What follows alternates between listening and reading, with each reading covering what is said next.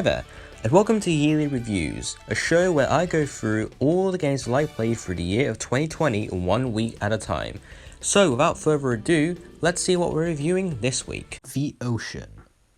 I don't know how to properly start this video, but the ocean. In a game that has many possibilities, you can swim in it for just a level or maybe for the entire game.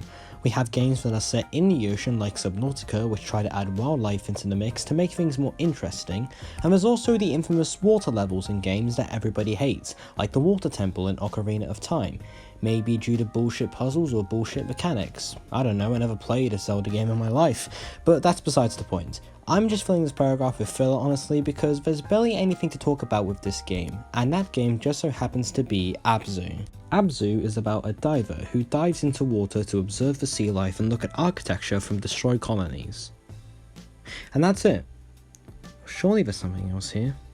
Okay, screw it, let's just add more to it to make things more interesting. The diver is also able to move into road signs and travel from one sign to another, but first they had to appease their eldritch father and solve puzzles because they landed on the Rook Islands where a gang of murderous pirates are trying to keep the diver hostage.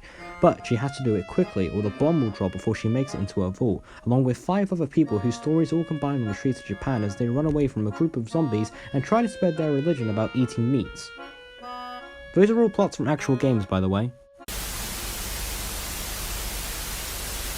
Despite mentioning that there's barely anything to talk about, I actually do really like Abzû. The main thing I love about this game is its visuals. Seeing these destroyed and archaic structures really brings a layer of mystery and intrigue to the game as you dive deeper, trying to gain more information. But it isn't just these buildings, it's also the water itself. The surroundings around you are just lush. I think this is mainly due to the lighting involved. There's a lot of these beautiful blues used, like some cyans and navies and maybe even a little bit of green involved. And if you want to savor these moments, there's actually a neat little feature where you can observe different fish and maybe even take a picture of them.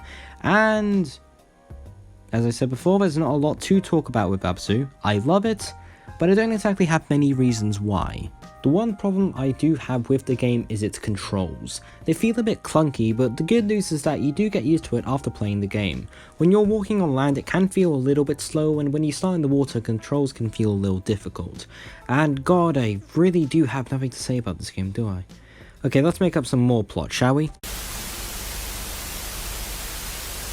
The diver eventually joins the police force and is tasked with wandering and patrolling one of the most boring islands I've played through, but she finds another world made entirely of watercolors that is brought down into the bottom of the ocean, trying to survive against strange mechanical parasites stalking an undersea base, before later becoming a judge during the French Revolution.